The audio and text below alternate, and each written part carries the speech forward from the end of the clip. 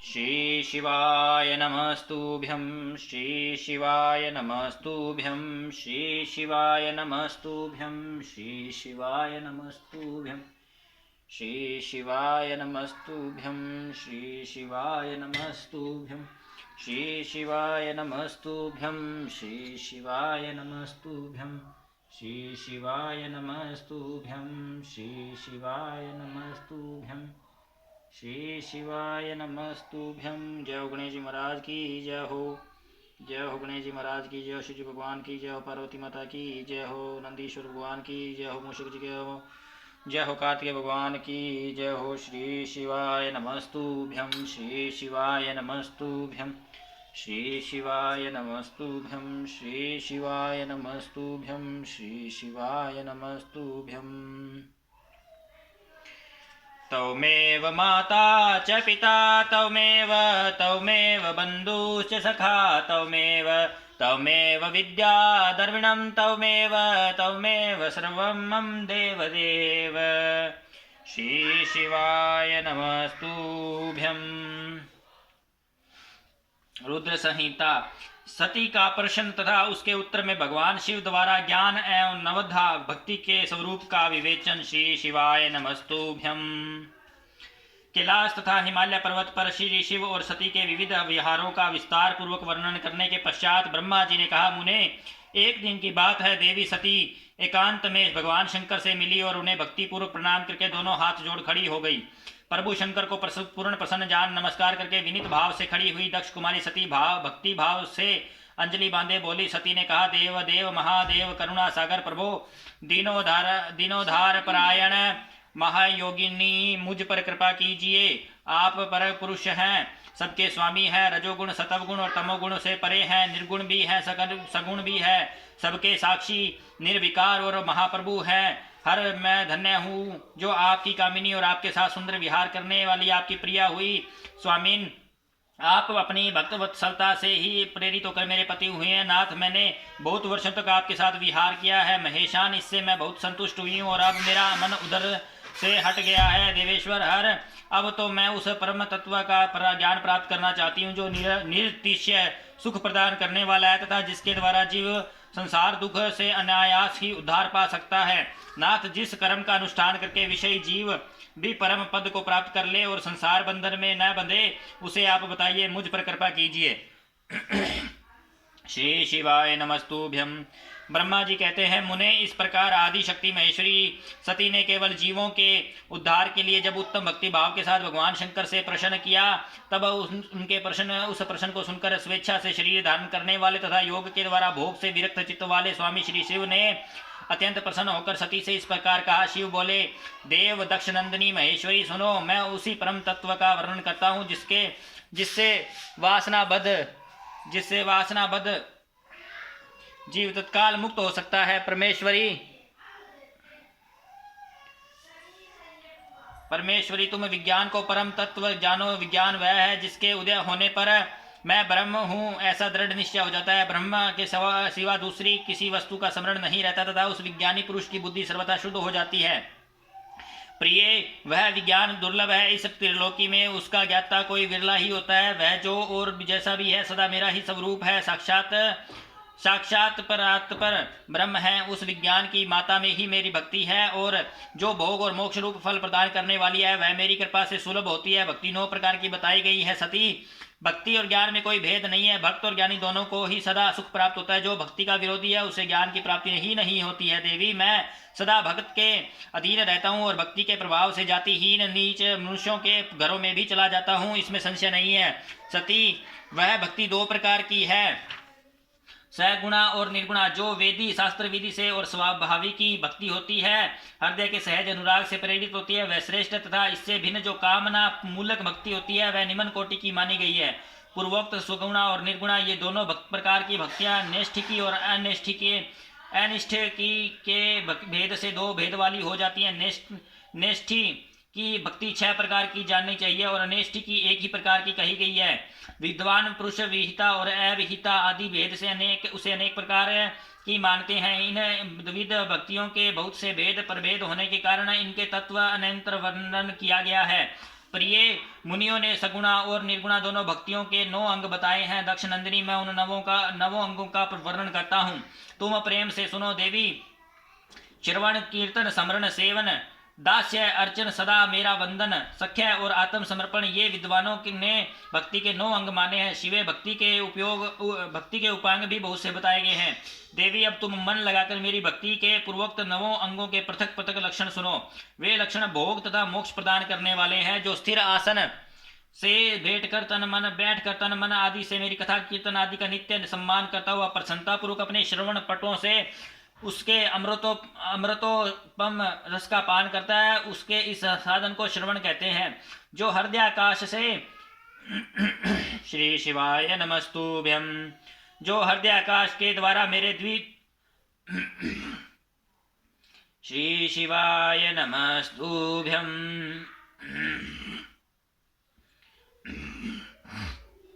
श्री शिवाय नमस्तुभ्यम, जो हृदयाकाश के द्वारा मेरे दिव्य जन्म कर्मों का चिंतन करता है, हुआ प्रेम से वाणी द्वारा उनका उच्च स्वर से उच्चारण करता है, उसके इस भजन साधन को कीर्तन कहते हैं। देवी, मुझ नित्य महेश्वर को सदा और सर्वत्र व्यापक जानकर जो संसार में निरंतर निर्भय रहता है, उसी को स्मरण कहा गया है।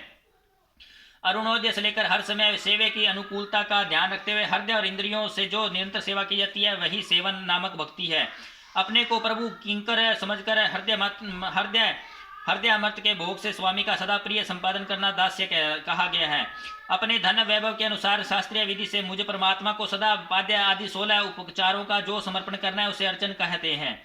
मन से, ध्यान से और वाणी से वंदनात्मक मंत्रों के उच्चारण पूर्वक 8 अंगों से भूतल का स्पर्श करते हुए जो इष्ट देव को नमस्कार किया जाता है, उसे वंदन कहते हैं। ईश्वर मंगल या अमंगल जो कुछ भी करता है, वह सब मेरे मंगल के लिए ही है, ऐसा दृढ़ विश्वास रखना संख्या भक्ति का लक्षण है। देह आदि जो कुछ भी अपनी कही जाने वाली वस्तु है, वह सब भगवान की प्रसन्नता के लिए उन्हीं को समर्पित करके अपने निर्वाह के लिए भी कुछ बचाकर न रखना अथवा निर्वाह की चिंता भी रहित हो जाना आत्म समर्पण है। ये मेरी भक्ति के 9 अंग हैं जो भोग और मोक्ष प्रदान करने वाले हैं। इनसे ज्ञान का प्राकट्य होता है तथा ये सब साधन मुझे अत्यंत प्रिय हैं। मेरी भक्ति के बहुत से उपांग भी कहे गए हैं, जैसे बिलव आदि का सेवन आदि, इनको विचार से समझ लेना चाहिए। प्रिय, इस प्रकार मेरी सांगोपांग भक्ति सबसे उत्तम है। यह ज्ञान वैराग्य की जननी है और मुक्ति इसी की दासी है। यह सदा सब साधनों से ऊपर विराजमान है, इसके द्वारा संपूर्ण कर्मों के फलों की प्राप्ति होती है। यह भक्ति मुझे सदा तुम्हारे समान ही प्रिय है। जिसके चित्त में नित्य निरंतर यह भक्ति निवास करती है, वह साधक मुझे अत्यंत प्यारा है। देवेश्वरी, तीनों लोकों और चारों युगों में भक्ति के समान दूसरा कोई सुखदायक मार्ग नहीं है। कलयुग में तो यह विशेष सुखद एवं सुविधाजनक है। देवी, कलयुग में प्राय ज्ञान और वैराग्य के कोई ग्राहक नहीं है, इसलिए वे दोनों वृद्ध उत्साह शून्य और जर्जर हो गए हैं। परंतु भक्ति कलयुग में तथा अन्य सब युगों में भी प्रत्यक्ष फल देने वाली है। भक्ति के प्रभाव से मैं सदा उनके वश में रहता हूँ, जिसमें इसमें संशय नहीं है। संसार में जो भक्तिमान पुरुष है, उसकी मैं सदा सहायता करता हूँ, उसके सारे विघ्नों को दूर हटाता हूँ। उस भक्त का जो शत्रु होता है, वह मेरे लिए दंडनीय है, इसमें संशय नहीं है। देवी, मैं अपने भक्तों का रक्षक हूँ। भक्ति की रक्षा के लिए ही मैंने कुपित हो अपने नेत्र जनित अग्नि से काल को भी दग्ध कर डाला था। प्रिय भक्त के लिए मैं पूर्व काल में सूर्य पर भी अत्यंत क्रुद्ध हो उठा था और शूल लेकर मैंने उन्हें मार भगाया था। देवी, भक्त के लिए मैंने सैन्य सहित रावण को भी क्रोध पूर्वक त्याग दिया और उसके प्रति कोई पक्षपात नहीं किया। सती देवेश्वरी, बहुत कहने से क्या लाभ है, मैं सदा ही भक्त के अधीन रहता हूँ और भक्ति करने वाले पुरुष के अत्यंत वश में हो जाता हूँ। ब्रह्मा जी कहते हैं, नारद, इस प्रकार भक्त का महत्व सुनकर दक्ष कन्या सती को बड़ा हर्ष हुआ। उन्होंने अत्यंत प्रसन्नता पूर्वक भगवान शिव को मनी मन प्रणाम किया। मुने सती देवी ने पुनः भक्ति कांड विषय कर शास्त्र के विषय में भक्ति पूर्वक पूछा। उन्होंने जिज्ञासा की कि जो लोक में सुखदायक तथा जीवों के उद्धार के साधनों का प्रतिपादक है, वह शास्त्र कौन सा है। उन्होंने यंत्र मंत्र शास्त्र, उसके महात्म्य तथा अन्य जीवोद्धारक धर्म में साधनों के विषय में विशेष रूप से जानने की इच्छा प्रकट की। सती के इस प्रश्न को सुनकर शंकर जी के मन में बड़ी प्रसन्नता हुई। उन्होंने जीवों के उद्धार के लिए सब शास्त्रों का प्रेम पूर्वक वर्णन किया। महेश्वर ने 5 अंगों सहित तंत्र शास्त्र, यंत्र शास्त्र तथा भिन्न भिन्न देवेश्वरों की महिमा का वर्णन किया। मुनीश्वर इतिहास कथा सहित उन देवताओं का भक्तों की महिमा का वर्णाश्रम धर्मों का तथा राज धर्मों का भी निरूपण किया। पुत्र और स्त्री के धर्म की महिमा का, कभी नष्ट न होने वाले वर्णाश्रम धर्म का और जीवों को सुख देने वाले वैदिक शास्त्र तथा ज्योतिष शास्त्र का भी वर्णन किया। महेश्वर ने कृपा करके उत्तम सामुद्रिक शास्त्र का तथा और भी बहुत से शास्त्रों का तत्वत वर्णन किया। इस प्रकार लोकोपकार करने के लिए सदगुण संपन्न शरीर धारण करने वाले त्रिलोक सुखदायक और सर्वज्ञ सती शिव हिमालय के किला शिखर पर तथा अन्य स्थानों में नाना प्रकार की लीलाएं करते थे। वे दोनों दंपति साक्षात परम ब्रह्म स्वरूप है। श्री शिवाय नमस्तुभ्यम, श्री शिवाय नमस्तुभ्यम। अध्याय 21, 22, 23 समाप्त। श्री शिवाय नमस्तुभ्यम, श्री शिवाय नमस्तुभ्यम। अध्याय 24। दंडकारण्य में शिव को श्री राम के प्रति मस्तक झुकाते देख सती का मोह तथा शिव के आज्ञा से उनके द्वारा श्री राम की परीक्षा। नारद जी बोले, ब्राह्मण विदे प्रजानाथ महाप्राज्ञ दयानिधे, आपने भगवान शंकर के तथा देवी सती के मंगलकारी सुयश का श्रवण कराया है। अब इस समय पुनः प्रेम पूर्वक उनके उत्तम यश का वर्णन कीजिए। उन शिव दंपति ने वहां रहकर कौन सा चरित्र किया था? ब्रह्मा जी ने कहा, मुने तुम मुझसे सती और शिव के चरित्र का प्रेम श्रवण करो। वे दोनों दंपति वहां लोक की गति का आश्रय ले नित्य निरंतर क्रीड़ा किया करते थे। तदंतर महादेवी सती को अपने पति शंकर का वियोग प्राप्त हुआ, ऐसा कुछ श्रेष्ठ बुद्धि वाले विद्वानों का कथन है। परंतु मुने, वास्तव में उन दोनों का परस्पर वियोग कैसे हो सकता है? क्योंकि वे दोनों वाणी और अर्थ के समान एक दूसरे से सदा मिले जुले हुए हैं और शक्तिमान हैं तथा चित्त स्वरूप है। फिर भी उनमें लीला विषयक रुचि होने के कारण वह सब कुछ संगठित हो सकता है। सती और शिव यद्यपि ईश्वर हैं, तो भी वे लौकिक रीति का अनुसरण करके जो लीलाएं करते हैं वे सब संभव हैं। दक्ष कन्या सती ने जब देखा कि मेरे पति मुझे त्याग दिया है, तब वे अपने पिता दक्ष के यज्ञ में गई और वहां भगवान शंकर का अनादर देख उन्होंने अपने शरीर को त्याग दिया। वे ही सती पुनः हिमालय के घर पार्वती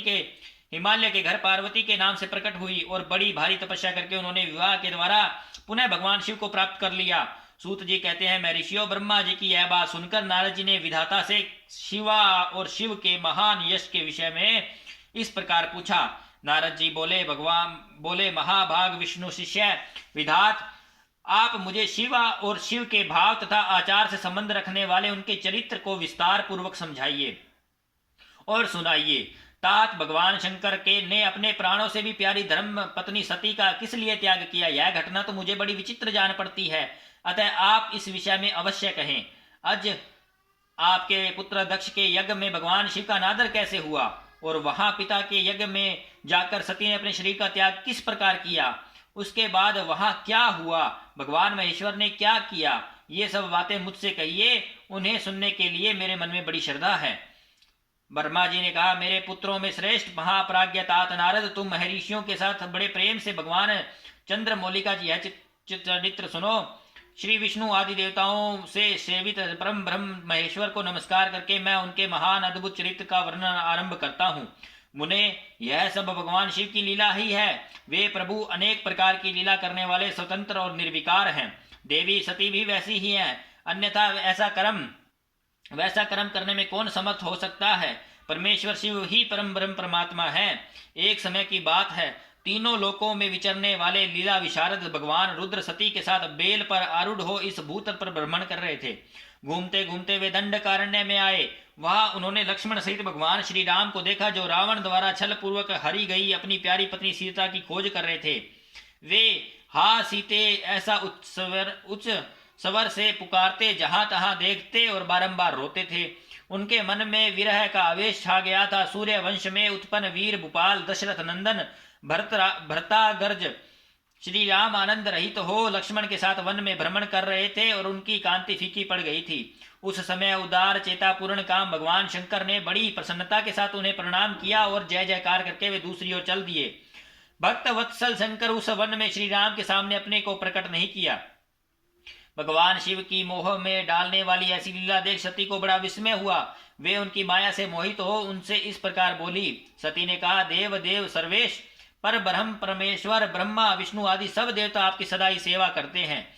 आप ही सबके द्वारा प्रणाम करने योग्य हैं। सबको आपका ही सर्वदा सेवन और ध्यान करना चाहिए। वेदांत शास्त्र के अनुसार वेदांत शास्त्र के द्वारा यत्न पूर्वक जानने योग्य निर्विकार परम प्रभु आप ही हैं। नाथ, ये दोनों पुरुष कौन हैं और इनकी आकृति विरह व्यथा से व्याकुल दिखाई देती है। ये दोनों धनुर्धर वीर वन में विचरते हुए कलेश के भागी और दीन हो रहे हैं। इनमें जो ज्येष्ठ है उसकी अंग कांति नील कमल के समान श्याम है। उसे देखकर किस कारण से आप आनंद विभोर हो उठे हैं? आपका चित्त क्यों अत्यंत प्रसन्न हो गया था? आप इस समय भक्त के समान विनम्र क्यों हो गए थे? स्वामिन कल्याणकारी शिव, आप मेरे संशय को सुने। प्रभु, सेव्य स्वामी अपने सेवक को प्रणाम करे, यह उचित नहीं जान पड़ता।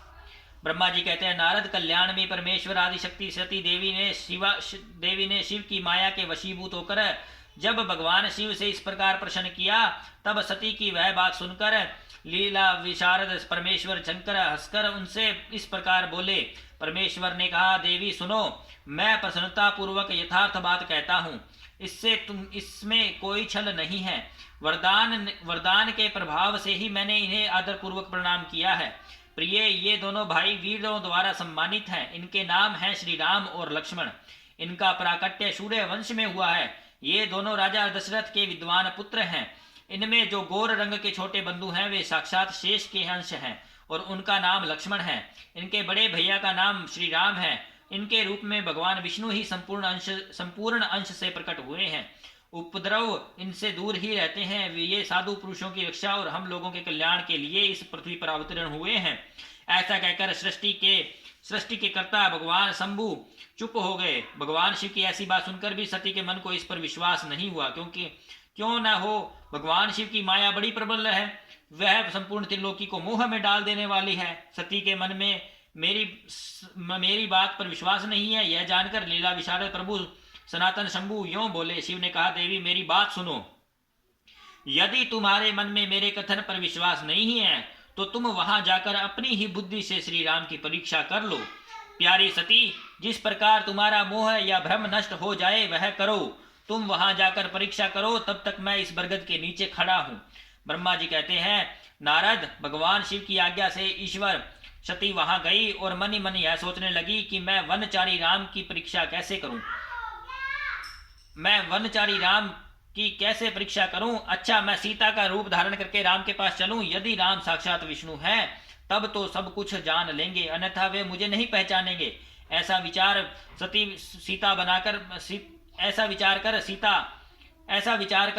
सती सीता बनकर श्री राम के समीप उनकी परीक्षा लेने के लिए गई। वास्तव में वे मोह में पड़ गई थी। सती को सीता के रूप में सामने आई विदेख शिव का जप करते हुए रघुकुल नंदन श्री राम सब कुछ जान गए और हंसते हुए उन्हें नमस्कार करके बोले। श्री राम ने पूछा, सती जी, आपको नमस्कार है, आप प्रेम पूर्वक बताएं, भगवान शंभु कहाँ गए?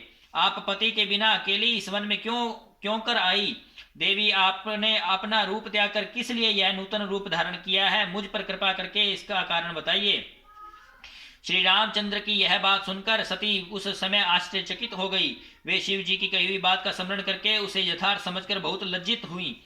श्री राम को साक्षात विष्णु जान अपने रूप को प्रकट करके मन ही मन भगवान शिव के चरणार बिंदु का चिंतन कर प्रसन्नचित हुई सती उनसे इस तरह बोली। रघुनंदन, स्वतंत्र परमेश्वर भगवान शिव मेरे तथा अपने पार्षदों के साथ पृथ्वी पर भ्रमण करते हुए इस वन में आ गए थे।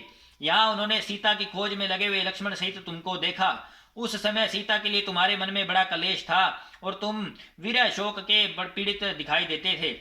उस अवस्था में तुम्हें प्रणाम करके वे चले गए और उस वट वृक्ष के नीचे अभी खड़े ही हैं। भगवान शिव बड़े आनंद के साथ तुम्हारे वैष्णव रूप की उत्कृष्ट महिमा का गान कर रहे थे। यद्यपि उन्होंने तुम्हें चतुर्भुज विष्णु के रूप में नहीं देखा, तो भी तुम्हारा दर्शन करते ही वे आनंद विभोर हो गए। इस निर्मल रूप की ओर देखते हुए उन्हें बड़ा आनंद प्राप्त हुआ। इस विषय में मेरे पूछने पर भगवान शंभु ने जो बात कही उसे सुनकर मेरे मन में भ्रम उत्पन्न हो गया कि अतः राघवेंद्र, मैंने उनकी आज्ञा लेकर तुम्हारी परीक्षा की। श्री राम, अब मुझे ज्ञात हो गया कि तुम साक्षात विष्णु हो। तुम्हारी सारी प्रभुता मैंने अपनी आंखों से देख ली। अब मेरे सारे संशय दूर हो गया है। तो भी महामते, तुम मेरी बात सुनो। मेरे सामने सच सच बताओ कि तुम भगवान शिव के भी वंदनीय कैसे हो गए। मेरे मन में यही एक संदेह है, इसे निकाल दो और शीघ्र ही मुझे पूर्ण शांति प्रदान करो। सती का यह वचन सुनकर श्री राम के नेत्र प्रफुल्ल कमल के समान खिल उठे। उन्होंने मन ही मन अपने प्रभु भगवान शिव का स्मरण किया। उससे उनके हृदय में प्रेम की बाढ़ आ गई। मुने आज्ञा न होने के कारण वे सती के साथ भगवान शिव के निकट नहीं गए तथा मन ही मन उनकी महिमा का वर्णन करके श्री रघुनाथ जी ने सती से कहना प्रारंभ किया। अध्याय 14 समाप्त। श्री शिवाय नमस्तुभ्यम। श्री शिवाय नमस्तुभ्यम। श्री शिवाय नमस्तुभ्यम। श्री शिवाय नमस्तुभ्यम।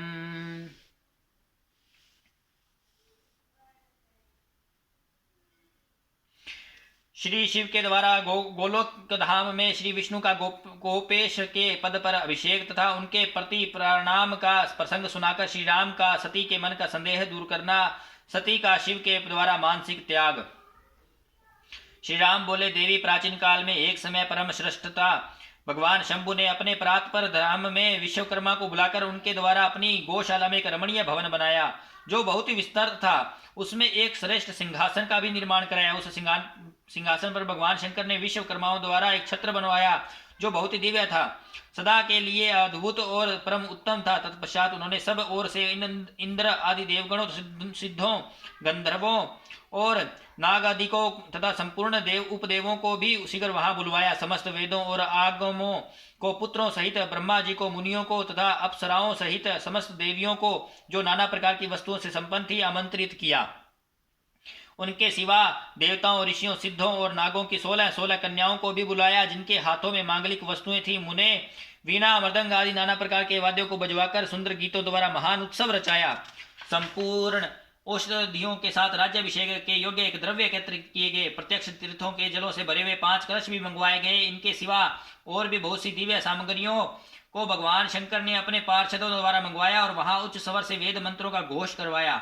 देवी भगवान विष्णु की पूर्ण भक्ति से महेश्वर देव सदा प्रसन्न रहते थे, इसलिए उन्होंने प्रतियुक्त हृदय से श्री हरि को वैकुंठ से बुलवाया और शुभ मुहूर्त में श्री हरि को उस श्रेष्ठ सिंहासन पर बिठाकर महादेव जी ने समय ही प्रेम पूर्वक उन्हें सब प्रकार के आभूषणों से विभूषित किया। उनके मस्तक पर मनोहर मुकुट बांधा गया और उन्हें उनसे मंगल कौतुक कराए गए। यह सब हो जाने के बाद महेश्वर ने समय ब्रह्मांड मंडप में श्री हरि का अभिषेक किया और उन्हें अपना सारा ऐश्वर्य प्रदान किया जो दूसरों के पास नहीं था।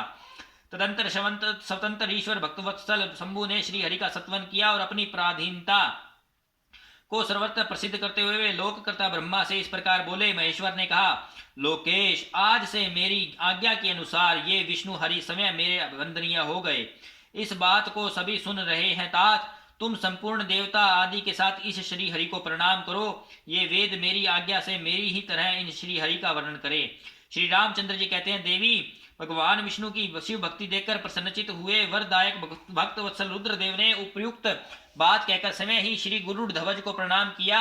तदंतर ब्रह्मा जी आदि देवताओं, मुनियों और सिद्ध आदि ने भी उसी समय श्री हरि की वंदना की। इसके बाद अत्यंत प्रसन्न हुए भक्तवत्सल महेश्वर ने देवताओं के समक्ष श्री हरि को बड़े बड़े वर प्रदान किए। महेश बोले, हरे, तुम मेरी आज्ञा से संपूर्ण लोकों के कर्ता, पालक और संहारक हो।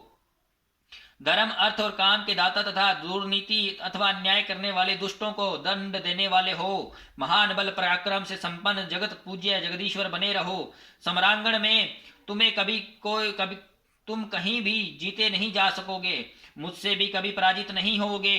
तुम मुझसे मेरी ही दी हुई 3 प्रकार की शक्तियां ग्रहण करो। एक तो इच्छा आदि की सिद्धि, दूसरी नाना प्रकार की लीलाओं को प्रकट करने की शक्ति और तीसरी तीनों लोकों में नित्य स्वतंत्रता।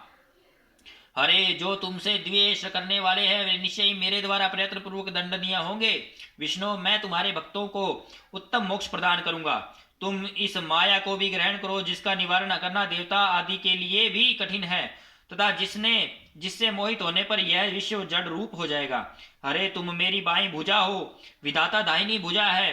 तुम इन विधाता के भी उत्पादक और पालक होगे। मेरा हृदय रूप जो रुद्र है मैं हूं, इसमें संशय नहीं है। श्री शिवाय नमस्तुभ्यम। वह रुद्र तुम्हारा और ब्रह्मा आदि देवताओं का भी निश्चय ही पूज्य है। तुम यहाँ रहकर विशेष रूप से संपूर्ण जगत का पालन करो। नाना प्रकार की लीलाएं करने वाले विभिन्न अवतारों द्वारा सदा सबकी रक्षा करते रहो। मेरे चिन्मय धाम में तुम्हारा जो यह परम वैभवशाली और अत्यंत उज्ज्वल स्थान है वह गोलोक नाम से विख्यात होगा। अरे, भूतल पर जो तुम्हारे अवतार होंगे वे सबके रक्षक और मेरे भक्त होंगे। मैं उनका अवश्य दर्शन करूंगा। वर से सदा प्रसन्न रहेंगे। श्री रामचंद्र जी कहते हैं, देवी इस प्रकार श्री हरि को अपना अखंड ऐश्वर्य सौंपकर उमा वल्लभ भगवान हर समय कैलाश पर्वत पर रहते हुए अपने पार्षदों के साथ स्वच्छंद क्रीड़ा करते रहे।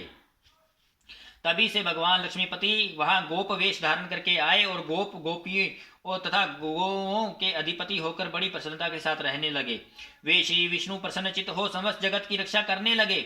वे शिव की आज्ञा से नाना प्रकार के अवतार ग्रहण करके जगत का पालन करते हैं। इस समय वे ही श्री हरि भगवान शंकर की आज्ञा से 4 भाइयों के रूप में अवतीर्ण हुए हैं। उन 4 भाइयों में सबसे बड़ा मैं राम हूँ, दूसरे भरत हैं, तीसरे लक्ष्मण हैं और चौथे भाई शत्रुघ्न हैं।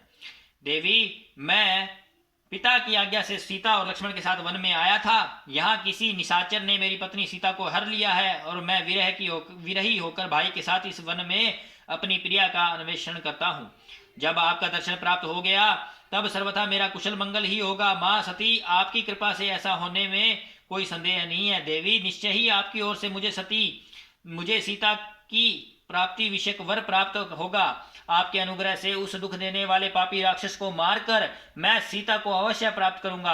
आज मेरा महान सौभाग्य है जो आप दोनों ने मुझ पर कृपा करी। जिस पर आप दोनों दयालु हो जाएं वह पुरुष धन्य और श्रेष्ठ है। इस प्रकार बहुत सी बातें कहकर कल्याणमयी सती देवी को प्रणाम करके रघुकुल शिरोमणि श्री राम उनकी आज्ञा से उस वन में विचरने लगे। पवित्र हृदय वाले श्री राम की यह बात सुनकर सती मन ही मन शिव भक्ति प्राण रघुनाथ जी की प्रशंसा करती हुई प्रसन्न हुई, पर अपने कर्म को याद करके उनके मन में बड़ा शोक हुआ। उनकी अंग कांति फीकी पड़ गई। वे उदास होकर शिव जी के पास लौटी। मार्ग में जाते हुई से देवी सती बारंबार चिंता करने लगी कि मैंने भगवान शिव की बात नहीं मानी और श्री राम के प्रति कुत्सित बुद्धि कर ली। अब शंकर जी के पास जाकर उन्हें क्या उत्तर दूंगी। इस प्रकार बारंबार विचार करके उन्हें उस समय बड़ा पश्चाताप हुआ। शिव के समीप जाकर सती ने उन्हें मन ही मन प्रणाम किया। उनके मुख पर विषाद छा रहा था। वे शोक से व्याकुल और निस्तेज हो गई थी। सती को दुखी देखकर भगवान हर ने उनका कुशल समाचार पूछा और प्रेम पूर्वक कहा, तुमने किस प्रकार परीक्षा ली। उनकी यह बात सुनकर सती मस्तक झुकाए उनके पास खड़ी हो गई। उनका मन शोक और विषाद में डूबा हुआ था। भगवान महेश्वर ने ध्यान लगाकर सीता का सारा चरित्र जान लिया और सती का सारा चरित्र जान लिया और उन्हें मन से त्याग दिया। वेद धर्म का प्रतिपालन करने वाले परमेश्वर शिव ने अपनी पहले की हुई प्रतिज्ञा को नष्ट नहीं होने दिया। सती का मन से त्याग करके वे अपने निवास भूत कैलाश पर्वत पर चले गए। मार्ग में महेश्वर और सती को सुनाते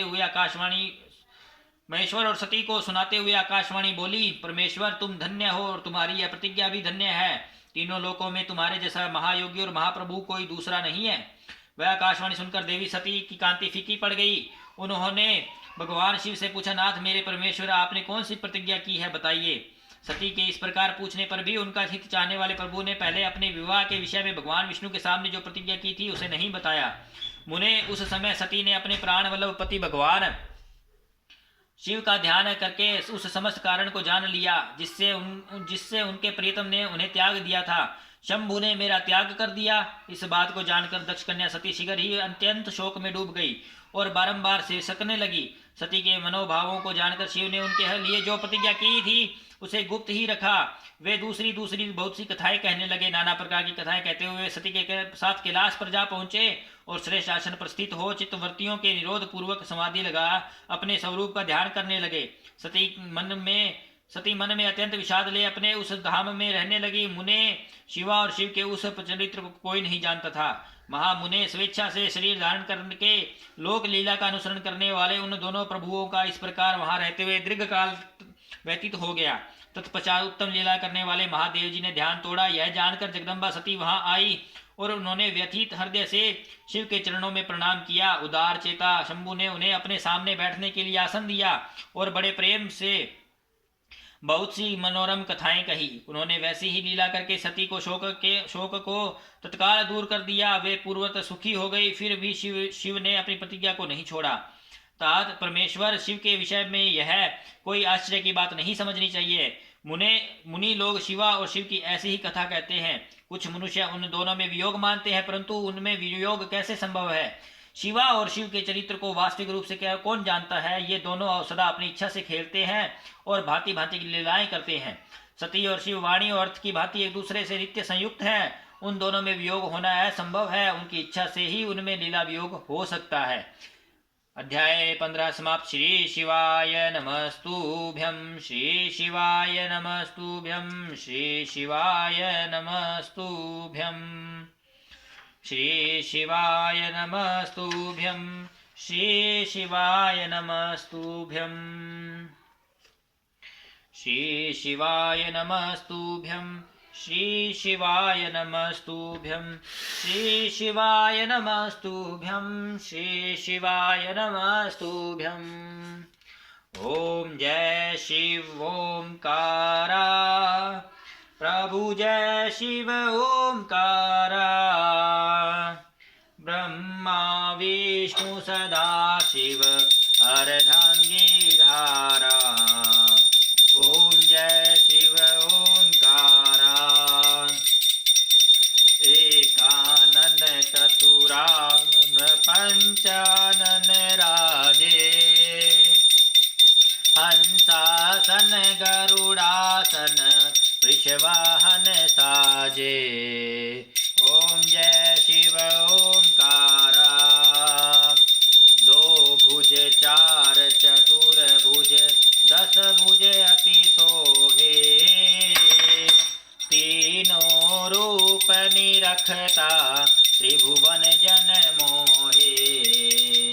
ओम जय शिव ओंकारा। अक्षमाला वनमाला मुंडमाला धारी। चंदन मृग मद सोहे भोले शुभकारी। ओम जय शिव ओंकारा। श्वेतांबर पीतांबर बाघंबर अंगे। सनकादिक ब्रह्मादिक भूतादिक संगे। ओम जय शिव ओंकारा।